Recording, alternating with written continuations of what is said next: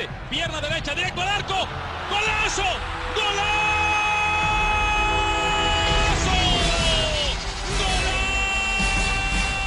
The world of football with a soccer perspective. This is Soccer Today with Duane, Rollins and Kevin Laramee, live on the Sports Podcasting Network.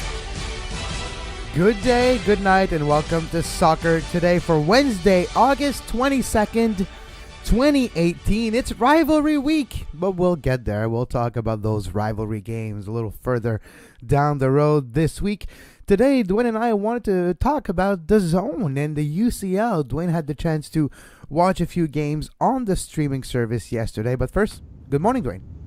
Good morning. Is it still Heineken rivalry week? Yeah, but we're not getting paid to say it, so we're just going to say rivalry week. All right, fair enough. It's not DAZN rivalry week either, but we'll talk about that in a minute. No, it's a rainy and cruddy here today, so there was another conversation in my Twitter feed today about the winter schedule in MLS, and every time that happens, a puppy dies. I just want to say that.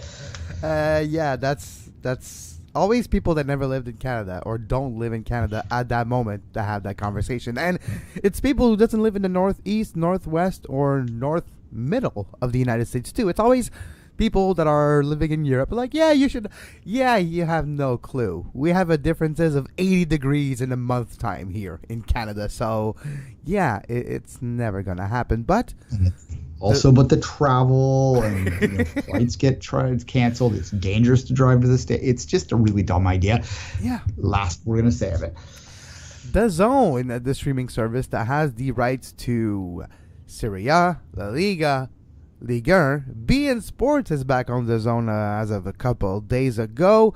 And of course, the big news they had a few months ago was the UCL, the UEFA Champions League in Canada, an exclusive rights deal with DAZN. Duane, you had a chance to watch a few games on the streaming service, the qualification games for the group stage, and you have a few thoughts on it.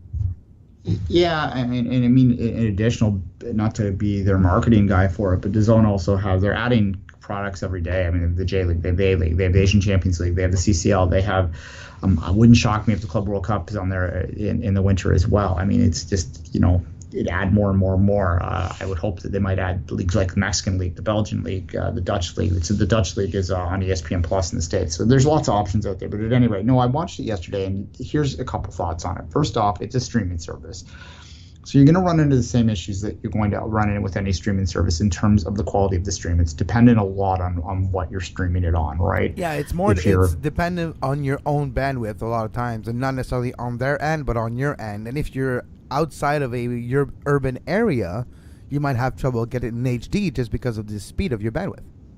Yeah, and that's not something really that they can help overly, other than the fact that, the one issue that a lot of people I think are going to have very quickly, not so much right now. People are starting to notice it right now, but I think they're really going to notice it when the group stage kicks in, because people are still instinctively going to go down to the pub, still instinctively going to pick up the remote control and try and turn it on to TSN or Sportsnet or whatever they were used to in the past, and they can't anymore. It's just on DAZN. It's just on streaming. And you're going to have to, cast it to your TV in some capacity if you want to watch it on your TV. And I think that probably the bottom line is, unless it's a specialty pub, a soccer pub, you're just not going to be able to watch it at your average pub, and that's an issue. And you mentioned the rural stuff. If you live in a rural area, you might be getting shut out here, and it's not the job of beIN. We've talked, or beIN of DAZN. We've talked about this in the past, to grow the sport. It really isn't. Their job is to grow their market share, to grow their subs, to grow their profit margin. Yeah, and they do that through getting more subscriptions. Their business model is based on getting a fairly high subscription fee. It's $20 a month, which is high, but it's not high when you consider how much you get, really. I mean, the NFL package is in it as well, which used to be, I think, close to $30 a month on its own. So now you get it, if you're not an NFL fan, that's not going to matter to you. But if you're a peripheral NFL fan like I am, it's like, okay, well, that's just another added value to it. I can watch Cowboys games. That's my team. God help me, if I want. Of course, it's your team. But you're right. And if you're just a general sports fan, there's literally every type of sports on that streaming service, and you could just be a member of this service, and it could replace your cable subscription in a one way, shape, or form if you are inclined to do that, if you do like all sports, you can probably find it's like the Netflix of sports, but with live capabilities. And yeah, you're gonna spend 20 minutes just like in Netflix trying to figure out what you want to watch if you don't have the idea of watching something in particular. But what really caught your attention, Duane, yesterday, and it's something that I've noticed on DAZN before when we watched some MLS Live content last year, and earlier this year, I mean, MLS Live is in DAZN in Canada, it's on ESPN Plus in the United States. You do have the lack of in-studio coverage. It doesn't have any. It's basically like watching the games 20 years ago on TV from Europe or somewhere else, where the game starts, you have that, and then you have like publicities or just a blank screen or just like a "we will be right back" screen for 15 minutes at halftime, and then after the game it's over. This could be a problem, especially for the Champions League. Yeah, and look, I think that for leagues like MLS and for the J League or whatever, some of those smaller properties, even La Liga, English Championship, stuff like that, usually you're watching it because you have a team. Like I watch I'm a general fan, so I'll watch anything. But a lot of people are going to tune into La Liga to watch Valencia if that's their team, or I was trying to be cute there, to watch Barcelona or Real Madrid. Or Atleti, come on. Maybe Atleti, yeah, that's the true hipsters watch Atleti. Hand up here, but at any rate, it's that's okay in that particular case. It's just like, to take it to a North American context, if you have what's it called, center ice in Canada, the NHL package, or Rogers, I don't know what it's called now. It used to be called center ice at any rate, or it's similar, where you don't have in out of market, you don't have the studio coverage before, mid game, and after the game. But you don't care. Because you might get a blip of the local stuff, but you're not going to get a more general view. But you don't care because you're just watching it for that team. But when you're a general fan, and a lot of people, particularly when in Europa League, are a general fan, where they're not really inclined to cheer for any one team. They want to watch it for the mystery of it. They want to discover teams and discover areas, and that's kind of the beauties of especially a competition like the Europa. But even in Champions League to a certain extent, in this group stage, you're discovering new teams, new countries, new styles, and things like that, new players. You're going to have to select them, right? You're not going to have this option in the middle to sort of have, and here you see this, and here you see this, which might then tempt you to go to watch another stream. You can watch multiple streams at once. You're good, again, bandwidth and all that sort of stuff. You can. It is a capability of it. You can multi-screen it. You can have a four-screen, like a split screen on your one device if you want as well. That's useful for us when we want to catch up on MLS Live or other similar aspects of game happening at once on the service, Yeah, so that is an option there. But I just found it yesterday. I watched the Benfica, the Greek team, Polka game, and it was decent. The streaming was good. It was a crisp concept, a crisp photo on my streaming. I have 5G here, so it's pretty good. So I was able to get it in HD quality and all that good stuff. It blanked out on me a couple times, and I just had to sort of pause it and start it again, which anyone who streams at any level, particularly if you stream on the illegal alternative, you're constantly chasing your tail when it comes to that. So it's much better than that. Anyone who says that streaming illegally is better than cable or legally paying for it is not particularly a sports fan in my mind, because the frustration that comes with illegal streaming is, I do it if I have to, because some leagues just aren't available. But you're right. It's I have a lot of time to spare when you can stream illegally and just chase the X on top of your right-hand corner of all the boxes. You really do have a lot of time to spare. And just a little personal note here. A few years ago, I was what's called a cord cutter for how long? Like 3-4 years. I was not having cable, and I was just getting my TV shows that I wanted to watch in the alternative way. I was doing it in other ways, and I was going to bed really late at night to get the latest episode of this and that. And then I realized, wait a minute, is my time really worth $25-$30 of saving a month? Because I was a member of Netflix. I was a member of all other. I had a VPN, so Hulu, and so at the end of the day, it cost me more money to be a cord cutter, to pay with my good internet connection. Then I realized, wait a minute, let me just get TV back, let me get cable back, and I can just record things, and I've saved hours and hours of labor daily. The beauty, anyone who says cord cutting is going to save you a lot of money is really not a TV fan. Just like I said, you're not a sports fan earlier, particularly for sports, because right now I pay $20 a month for DAZN. I pay $12 a month, I guess, for Netflix, and I pay $8 a month for Crave TV. Which is another service, and then there's a service that I might add, which is a BBC-focused service. I wonder why. Why. Doctor Who, Jodie's coming.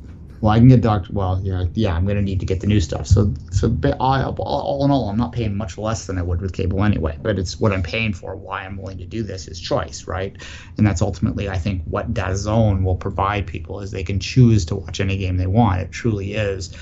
I wish this service was available for the Premier League where I could just, pay. I don't even know what. I don't even want to hesitate how much I'd be willing to pay. It's probably more than I'd want to. You better not say it out loud because someone will hear you and will start it. So. Well, and that's just it. But as to now, right now it makes more sense for the Premier League to sell its rights out there and to have every game's available here anyway. But eventually, I think we're going to go to that model as well. And I was listening to some English podcasts, and in England right now, they can't get Ligue 1, they can't get La Liga, they can't get the Serie A over the air. And they're used to having that, and now they as well have to go to this model that we're talking about, where there's a service over there that has these properties. They have the Swedish league as well too, which is kind of fun. I wish I had that option here. Sure. I just would gamble on them is what I'd end up doing, and then I'd pick a random team and end up buying their jersey when I've had an extra pint too much one night. But anyway, jersey. I just made myself North American there. Their strip. You mean a kit? Yes. Alas. No, but I mean, this is the future, and anyone who resists it is kind of you're screaming into the clouds, right? Like people accuse me of being old man yelling at a cloud. You really are here. But I do miss the halftime show, and I do think we lose something for that. Now, when I was talking about this on Twitter today, someone very kind of vaguely said, "Watch this space ... I don't know whether they're talking out their bum or whether they have information that they know of, but I wouldn't shock me if they end up producing something like this, because I'll tell you what I saw during halftime yesterday, Kevin. I saw the Cincinnati Bengals highlight, or like not even highlights, stats. Hard Knocks. Yeah, the Hard Knocks advertisement. And you're not the first person who tells me this. I had a conversation with Tristan Amour. You know him if you are listening to our show for a long time. He's a good friend of mine. We do the French show together as well after every game in Montreal. And when we're talking, and he interviewed the DAZN director of content a few weeks ago, and he mentioned the same thing. So it comes right from the horse's mouth, where it's in our plans to do not just out-of-market things. It's our plan to do in-market and in-studio. And he wink saying Canadian content will be part of it. So if you can read between the lines, something we have predicted weeks ago is probably going to happen, but it probably was going to happen with in-studio or whatever type of coverage, and those in-studio capabilities, once they're there, you can use them for other properties as well. Yeah. And I mean, if they do solve that, then really I don't have a lot of complaints about this. I think $20, I'm someone who believes that we should pay for media. Partly because I have a journalism degree, and the less you pay for media, the less media you get, folks. Yes, you can find it free out there. As I said, I have occasionally indulged in that myself when I can't get it otherwise. But I mean, if you stop paying for media completely, eventually media disappears and you can't get it for free anymore either, because it's just not being produced, right? So it's a slippery slope, folks, and I'm not going to lecture anymore on that. And then you're stuck with Fox News. For everything, and we've seen how this is going down. So no, I agree. Yeah. The only other area that you then have to figure out, and I've also been told by people that are close to DAZN here, I wouldn't say it's directly from the horse's mouth, but sort of one removed, that they're also trying to work on the pub issue. And I think that right now that is the biggest one that does exist, because I do think that there is something that we're losing in our inability to take the day off work or the afternoon off work and go meet with other people and sort of play it up. And if you go to a specialty place, like I suspect when City's in the Champions League, and if I want to take the afternoon off work and go watch City play whoever in the Champions League, I suspect they'll figure that out, right? They'll stream it. They'll take the risk in terms of streaming it without the license, because you generally have to pay a license to get it. But if DAZN comes and offers a bar fee where you pay X amount a month to have the ability to play the Champions League games, then I think you'll see English style, Irish style, those kind of places start to take on that subscription because their clientele will demand it. But what you won't see, I think, is, just Joe Blow, like Boston Pizzas out there doing it in Medicine Hat. The North American model of sports bar, where it's usually NFL hockey, and whenever in the afternoon they have nothing else, they put soccer on, and some fans gravitate towards it. Yes, that's going to happen. But then, even that issue, usually a bar, a pub, doesn't necessarily have the strongest Wi-Fi or the strongest bandwidth. Never mind having an Ethernet from the computer to the TV or an HDMI, so it's reliable. So there could be some growing pains there as well, just for them, if they're not savvy enough to already have it working, which the places we're talking about, the specialty places, guess what? They're already streaming. They're already streaming third division of the conference whenever they want, because they have a special group of fans that adopted that pub a few years ago. But we're talking about Boston Pizza, Casual Spa in Quebec, or other places like this where they have used soccer to make their dead time in North American time, and so the afternoon during the week or in the weekend, early in the morning, to make them more busy by showing soccer and catering to the soccer fan base. Now this might be a little more difficult, and guess what? If it only takes one time for your bar to be full and the stream to crash, for a lot of those fans to never come back and lose the habit of using your pub as a gathering place. Yeah, because ultimately it's cheaper to pay $20 a month to have the ability to stream it at home than it is to pay $25 every time you go to the pub. You're paying $25 to go to the pub for the experience. If that experience is not good, then you're not going to do that. You're going to just pick the cheaper option, right? Yeah, exactly. So moving on from DAZN, we'll see how it unfolds. We'll give them the chance to get all their ducks in a row until the start of the group stage. By the way, the Champions League draw is going to happen August 30th, and we're going to talk about it next Friday when it happens. As always, we'll break down the chances of everyone, and we'll see if United, for once, might not have a great draw, because they usually do. So we'll see how this unfolds. Now, moving on to another subject in the news department now, Duane. Benoit Giroux, former defender of Toronto FC, who retired after the 2016 season? 2017? No, he retired after last year, 2017, and has been a coach of the academy, has left the academy to return to France.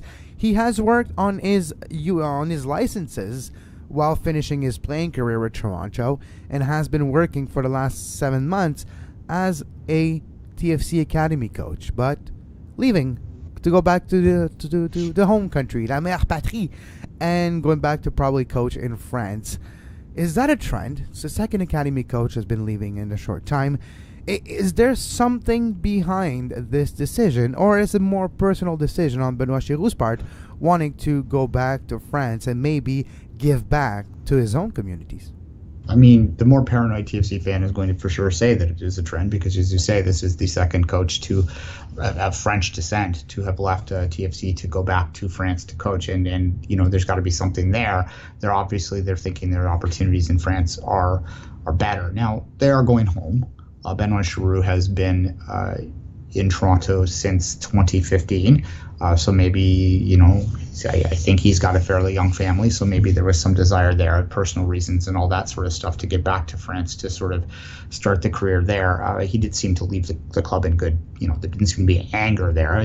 There's a photo on Twitter of him and Danny Dichio arm in arm, and Dichio wishing him well, and et cetera, et cetera. Danny Dichio is the coach of TFC3 right now, so that's he's fairly high up in their system. So how can you hate Giroux? How can you? It's impossible. Even Montreal fans never even said a bad thing against this player. It's like the type of guy that you can't hate. You're just like, yeah, he's not always that great. He had difficult times, but such a great man and such a great ambassador for the sports in general that you're just like, okay, yeah, you're wearing the wrong colors, but who cares? Good on you, man. Yeah. No, I mean, he obviously scored his biggest goal of perhaps his career, certainly the end of his career against Montreal. So, yeah, exactly. If they don't hold that against him, then they're not going to hold anything against him. It's and the club, they seem to have treated him right. They had a moment for him earlier this year.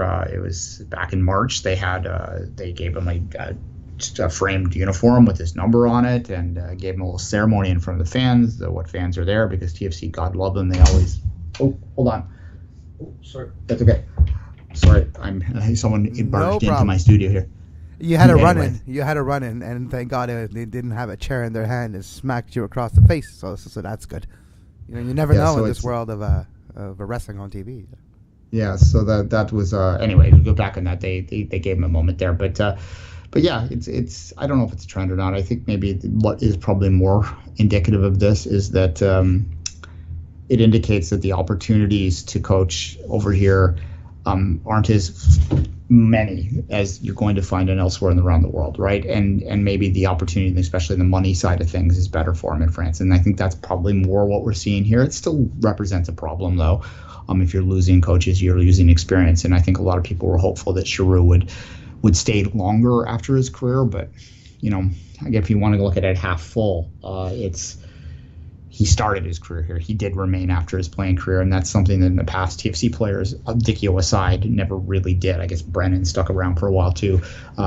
Jason Bent never played for TFC, but that's a player that's been around a long time. But loyalty has never been their strong point, particularly in the early years, and now we're starting to see that change. So to have a couple of them leave has caused some discontent within the TFC fan base. But sometimes a cigar is just a cigar is also something that's relevant here, and we'll have to just wait and see if anything more comes out.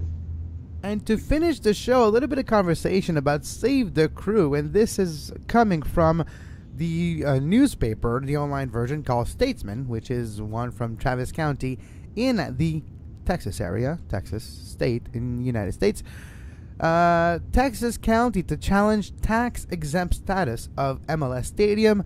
I'm just going to read the first paragraph. Travis County isn't giving up on collecting tax dollars on potential Major League Soccer stadium that the Austin City Council waived in a deal approved last week. As part of the agreement struck Wednesday to build a $200 million stadium in North Austin, the City Council and Precourt Sports Ventures agreed the facility would not produce property tax revenue.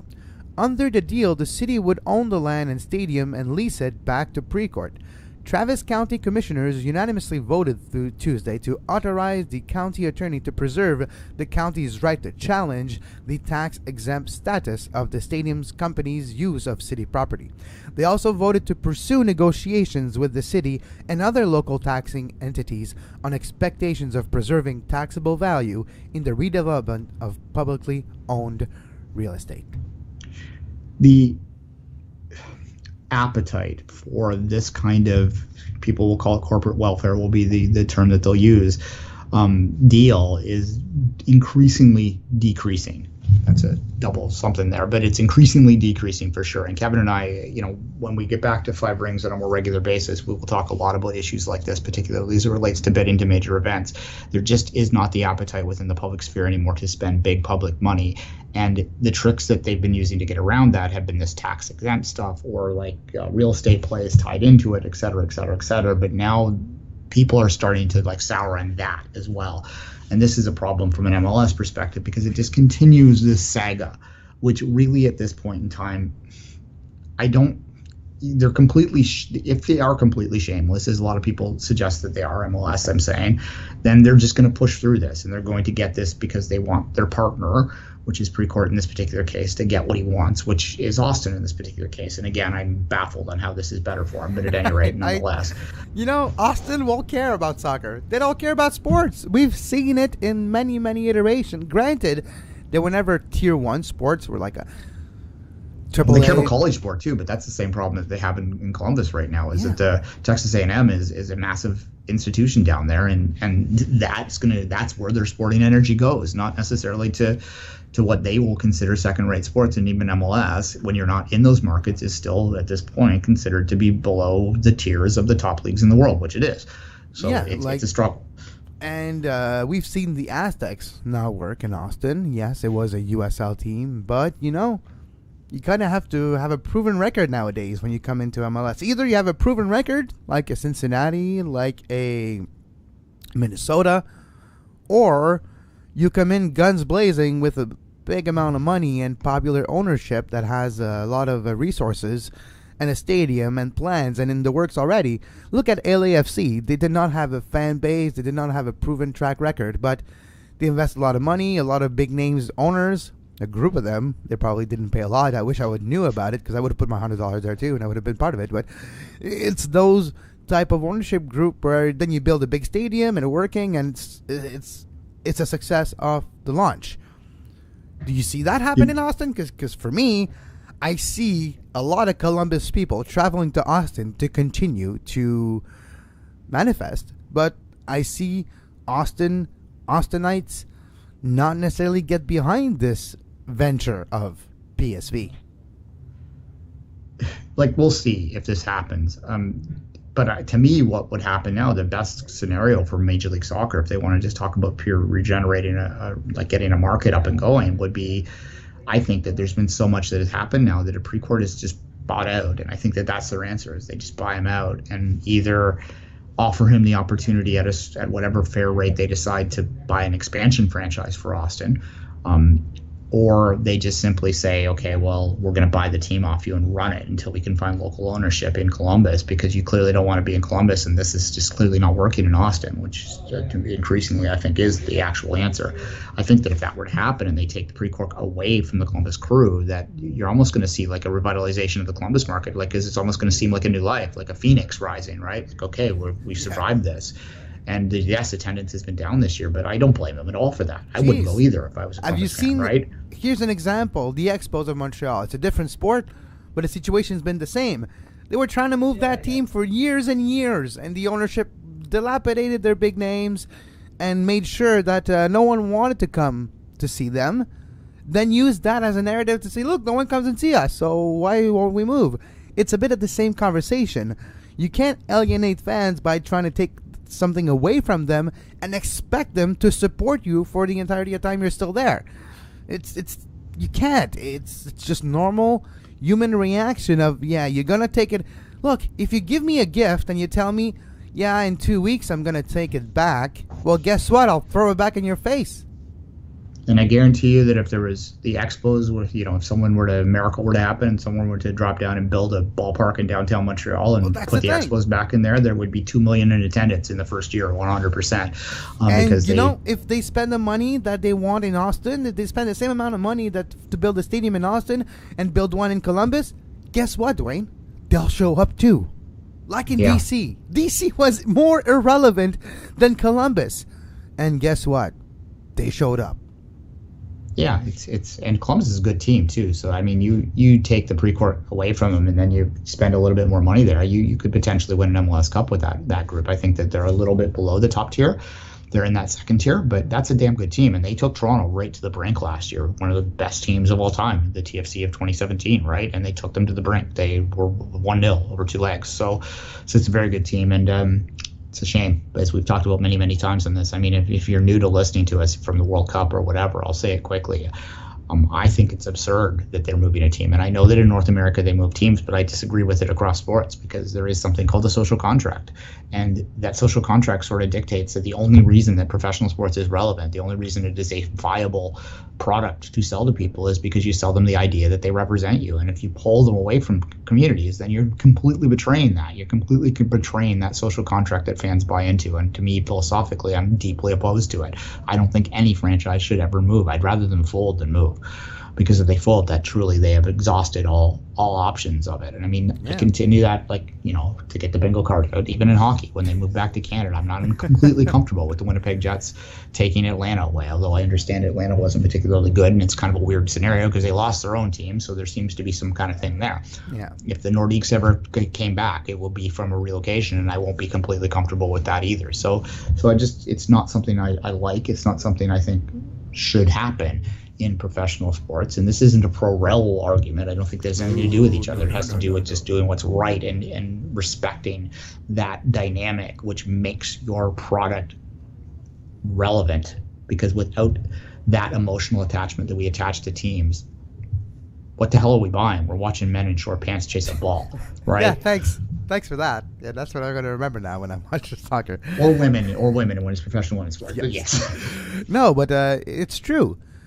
If you're part of a city, the name of that city is important to you. You wear it with pride. And wearing the jersey, wearing the kit, wearing the strip of that club is almost an extension of you identifying not just with that sport, not just with the franchise or the club, but with your city. And if that's taken away from you, some people would view it as an identity aspect of their own personal life being taken away from them. And when we look at ownership groups or an owner of a professional sports team, owners come and go. And usually the owner is temporary and the fan support is forever. You can't switch those two around. And quickly, last thought on it, those that don't know, again, if you're new, growing up, I was a big OHL fan. Ontario Hockey League is junior hockey. In my hometown of Belleville, Ontario, they had a team for years and years and years, the Belleville Bulls. They, very similar to Columbus, were just by an owner that just decided to take things into his own account, did not deal with the home community at all, didn't give the city any chance whatsoever to renovate the arena to what he needed them to do, pulled that team and moved them to Hamilton. And from that moment on, you went from a guy like me that used to watch probably 5, 6, maybe 10 sometimes, or when I lived in Belleville, it was like 40 or 50 OHL games a year and would spend money on it, would travel and do all those sort of things. I have not watched a second of junior hockey since they pulled that team from me, because I view it as a complete betrayal of everything that I provided them for years and years in terms of emotional and financial support. So it'd run the risk. If you pull this team from Columbus, you're losing fans forever by doing this. And if you're okay with that, well, I guess that's what you're doing. But hey, I don't agree with it at all. You mentioned Belleville. Shout out to David Foote, one of a friend of the show and a personal friend of mine who is the former voice of the OHL Belleville Bulls and now one of the voices of the Belleville Senators. But that's just it. They have a professional team there, so it's ironic in that case. But they renovated Yardman Arena more than they would have for the OHL. So at the end of the day, it turned out kind of okay, but it's not the same identity. And that famous yellow jersey with the bull and the hockey stick that all the Subban were, it's not existing anymore. But this is just an example, and there's a lot of more examples of that situation all across sports and all across different continents and everywhere. Just Wimbledon, if you look at the Montreal Expos and so on and so on. There's a lot. But this was the show for today. As always, you can follow Duane on social media at 24th Minute, myself at Kev Laramee. We'll be back tomorrow with more World of Football with a soccer perspective. And until then, as always, have a great soccer. You can find the podcast version of all the shows we do on iTunes, Apple Podcast, Google Play Store, TuneIn Radio, iHeartRadio, and anywhere you get your podcast.